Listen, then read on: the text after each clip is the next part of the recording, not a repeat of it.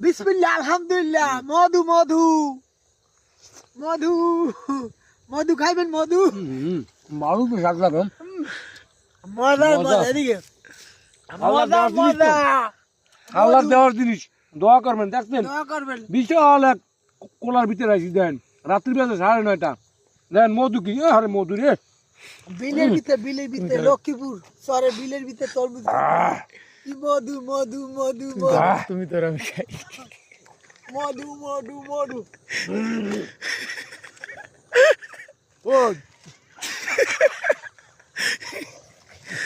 রসমালাই রসমালাই রসমালাই রসমালাই দানা পরে গেছে। কেমন লাগবো?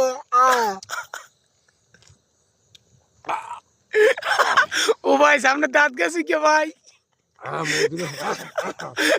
ভালোই লাগে ভাই, আল্লাহ দেওয়ার জিনিস তো, রহমতের জিনিস না, খুব স্বাদ লাগে ভাই।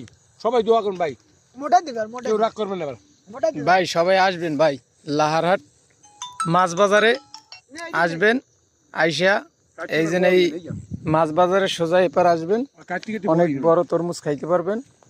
দাঁড়ান ল আমার ল।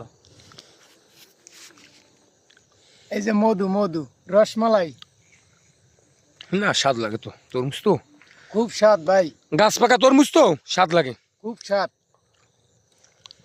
মধু মধু সেই স্বাদ।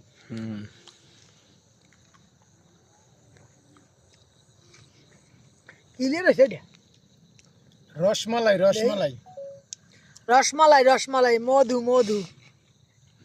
আল্লাহর রহমতের জিনিস, কি মধু লাগবে না কেমন কথা কেন, সবই তো লাহারহাট মাল আসবেন সবাই তরমুজ কেনার জন্য। বড় বড় তরমুজ বিক্রি করা হয় লাহারহাট মাছ বাজারে। ঠিক আছে, সবাই আসবেন এই জায়গায় ইনশাল্লাহ, সবাই দোয়া করবেন।